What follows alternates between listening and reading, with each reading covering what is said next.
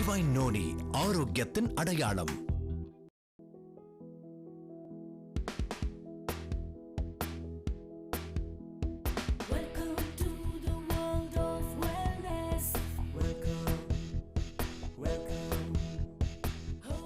I'm going to talk to you on a subject which is very dear to my heart, metaphysics today. Some of you might know that Aristotle wrote physics first. Then after physics, he finished writing physics, he wrote psychology, which is called metaphysics. If you go into Latin, after physics comes metaphysics. Now, today, all of you will get excited when you hear the word science. Supposing you hear wellness, noni, you don't get that much excited. The minute you say science, you get excited, as if science is a thing. You know, we have so many scientists of repute and things like that. But if you go into science and see what's happening right from the time of Roger Bacon, then Francis Bacon, then Galileo, then Darwin, and the present neo-Darwinists who are trying to sell Darwinism to the world, led by a man called Richard Dawkins, down to the present era, you will find all that they said has been proved wrong. This is the beauty of it. So, anything that changes is called science. Anything which does not change is called religion. Did you get that? Actually, there was a case against creationists and scientists in the federal court in America. This was about 10 years ago. The scientists said religion is nothing. It has nothing to do with science. Science is something which is what we do, and it's very important. Following their judgment, I wrote an article called Science is What Scientists Do. I captioned it in Dutch. You can get it in the internet. Wetenschap is what wetenschappen doen. Science is simply what scientists do. And what kind of science are we now doing? That's very important. Before I go there, I will give you a real life story. This is not a story, this is not a myth, this is what happened. There was a scientist couple in London who had only one son. This boy was 19 years old. I won't tell you the names. This boy had a peculiar disease, which we doctors in our Latin jargon say chronic fatigue syndrome. The boy couldn't get up in the morning, he has no enthusiasm in work, and eventually he loses all his muscle power, and he was bedridden, to cut the long story short. The father and the mother, quote unquote, both scientists, took him round the scientific world searching for a cure. The boy was going down. One day, one fine morning, a family friend walked into their house and they were having tea together. This boy was in bed in the room, but the room door was not closed. So the father and the mother were talking to this friend over a cup of tea, and the friend said, I have a treatment for your sons. He was not a doctor, he was not a scientist, he was a lay person. And the father said, what is that? Tell your son to go out into the garden and hug a tree for 1 hour every day. Both the father and the mother laughed at the suggestion. This fellow is an unscientific nincompoop who doesn't know what science is. Hugging a tree, will it cure my son? So they laughed at it, they had the tea, they all laughed, and the friend went away. But the boy had heard it. In his bed he heard it. So he said, after all he was desperate, he was going to die. So he said, I'll do something. So next morning he got up at 4 o'clock before the parents had got up. It was summer, so he went out to the garden and hugged a tree. He hugged the tree every day, or Chada Saab must have also been there. And he hugged and hugged and hugged. After a month, the boy started getting up in the morning, walking and talking. Then the parents were nonplussed. What must have happened to my son? So they wanted to see what he is doing. So they also got up very early one day. And they found their son getting up at 4 o'clock, going out to the garden and hugging the tree. And that, to cut the long story again short, completely cured the boy, and the boy is back to normal now. Now the scientist father has written a book for all of you to read. The book's name is Blinded by science. Blinded by science. And the author's name is Matthew, M-A-T-H-E-W, Silverstone, S-I-L-V-E-R-S-T-O-N-E. Matthew Silverstone's book gives you a beautiful history of this world of science.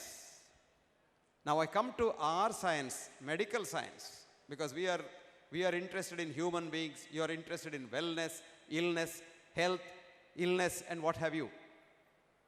Let me tell you a small, very important message, and that is, all that we call as medical science today, I am repeating the word, all that we call as medical science today is nothing but falsehood, mystery, and I may even say sorcery.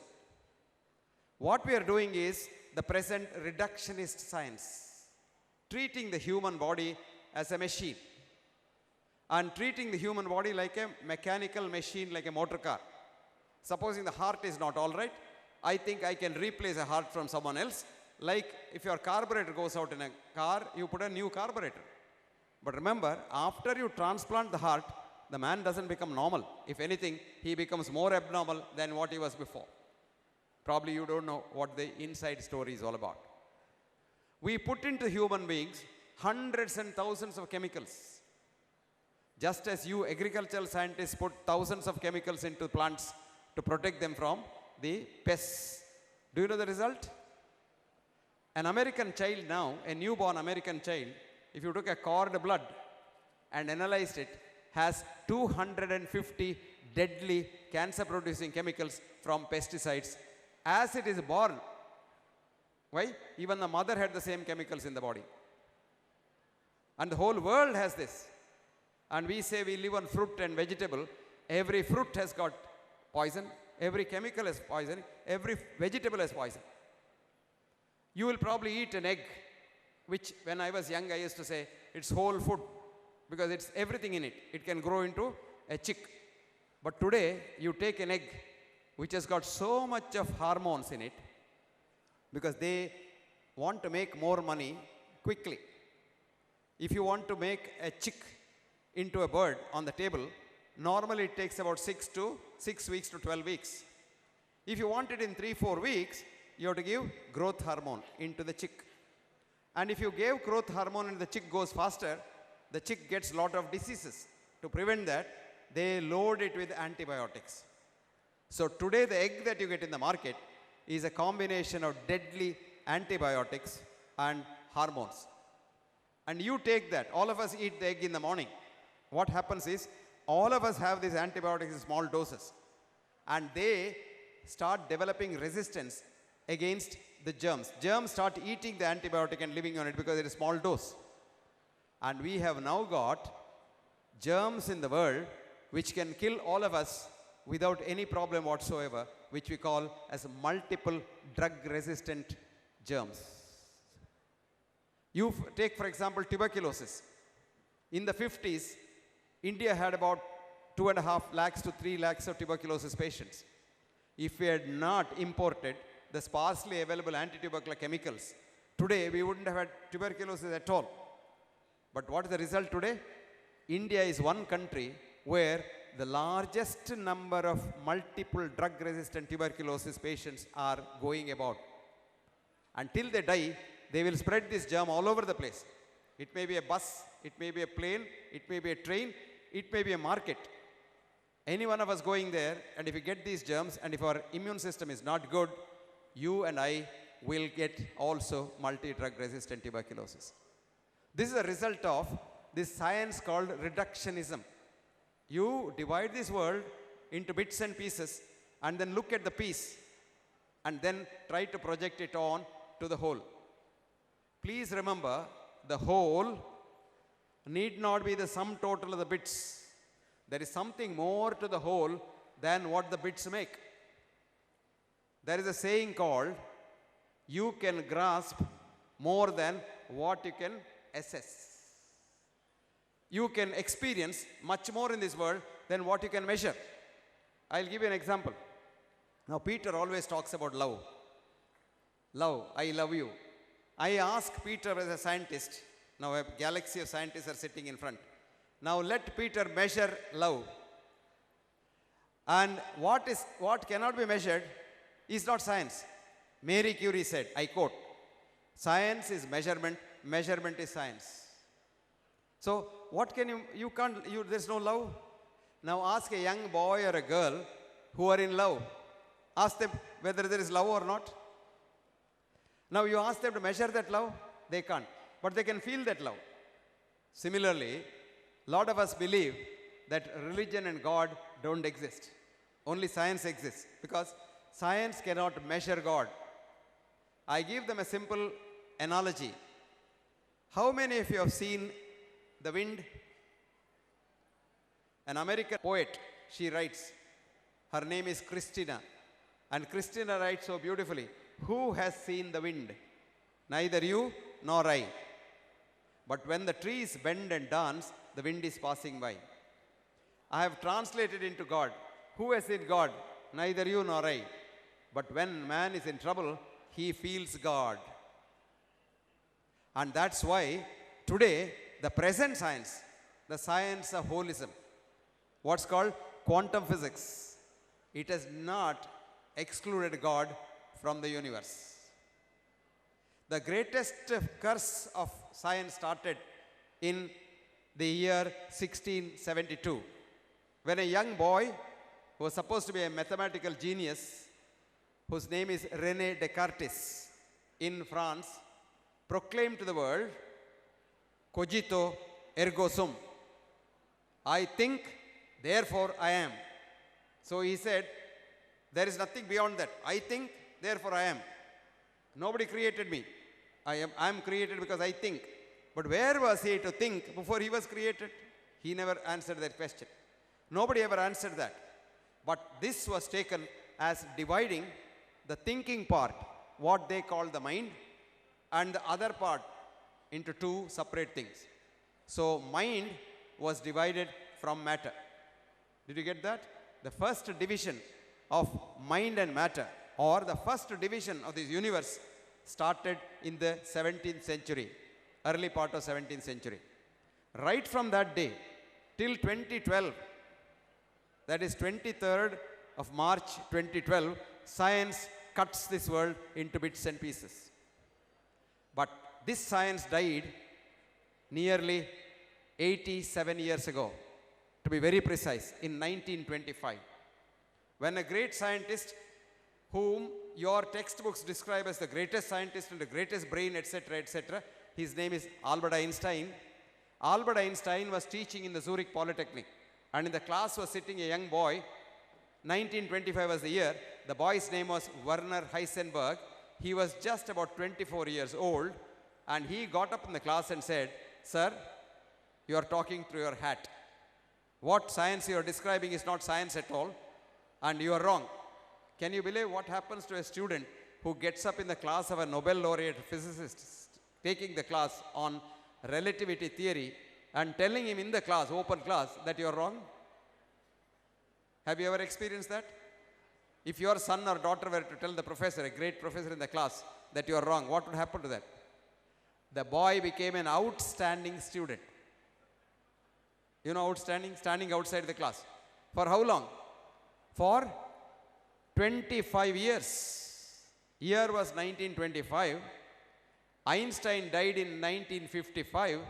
For 30 years, Werner Heisenberg was an outcast for science.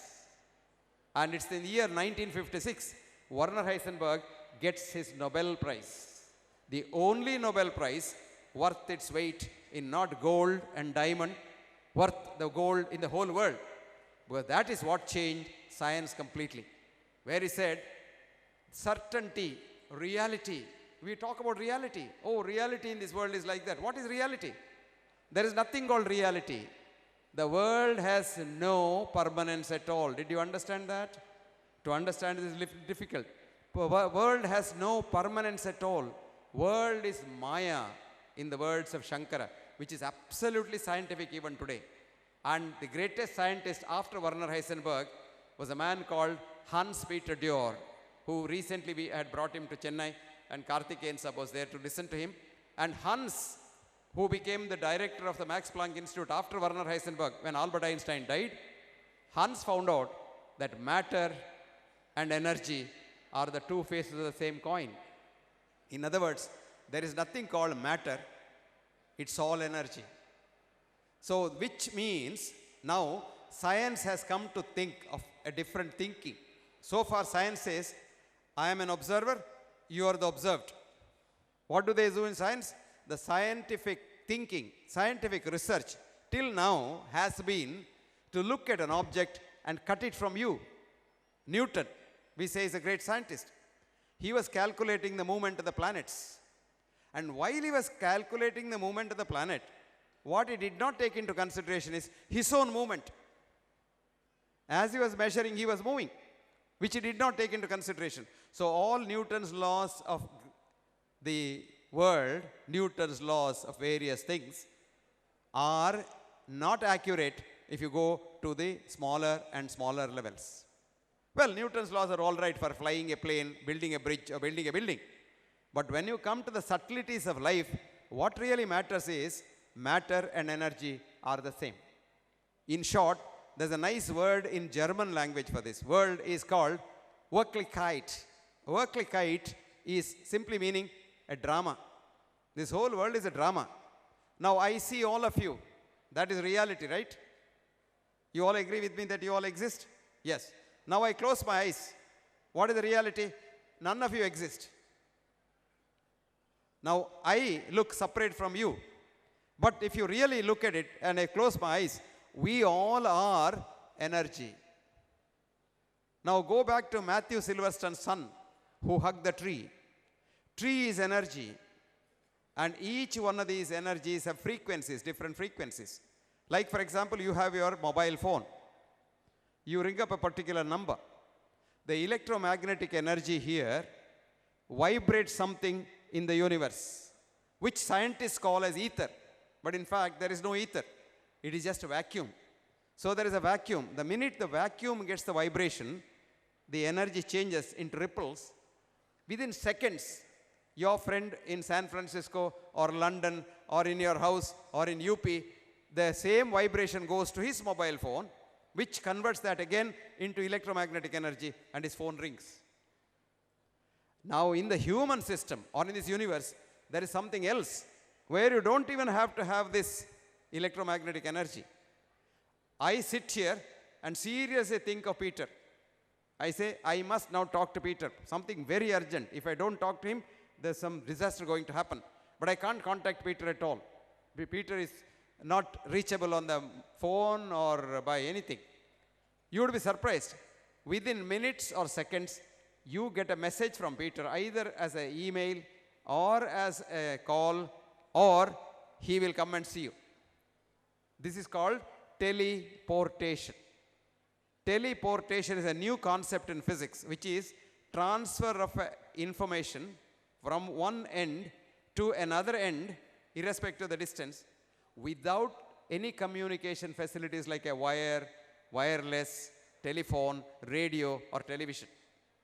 In the human body, the same thing happens. Let us say, now I suddenly pull out a pistol and aim at you. You didn't expect me to have a pistol. So I have a loaded pistol, aim at you. The minute I aim at you, you will be surprised. If you look at your underwear, you already pissed there. You're so frightened that I'll kill you. Now, in our conventional science of reductionism, how we explain that? The light goes to the retina. Retina then stimulates the posterior cortex. Then it goes down the nerves and it goes to your bladder and the bladder relaxes. It takes time. No. Gun shown, you piss. Your bladder relaxes. Because it is teleportation. What you see here gets converted into every cell of your body. I will come to the fact now. What is matter? Human body is only energy. We have been treating human body as a machine with different chemicals. No, human body is a machine, but it has no matter inside. It is energy. Today, we can photograph a human body because every single atom in your body sends out a photon beam. So we have a camera called the biophoton camera. we can catch it. And when you catch it, we can show you that you are a happy colony of trillions and trillions and trillions of individual human beings. They are called your cells. And they're jumping about. They're all energy waves. And they're so happy that they dance in synchrony. Just as these girls now danced, inside you, every second, 50 trillion people are dancing. When they're unhappy, you get illness. So what is happiness? Happiness is a state where you don't hate nobody. That's why I always tell Peter, Anandame Arogyam. Health comes from happiness. And happiness is not a mirage. A lot of us think, I'll be very happy when I become the director of agriculture. Or I'll be happy when I become the Prime Minister of India. I'll be happy when I get married. I'll be happy when I build a house. Or I'll be happy when I get my daughter married. No. Find out, are you happy now? If you're not happy, you're not going to be happy anytime. If you're not happy now, you obviously are in conflict with someone else. Always ask yourself, why am I not happy? You must have some idea in your mind which is going about and making you unhappy. Divine Noni, ஆரோக்கியத்தின் அடையாளம்.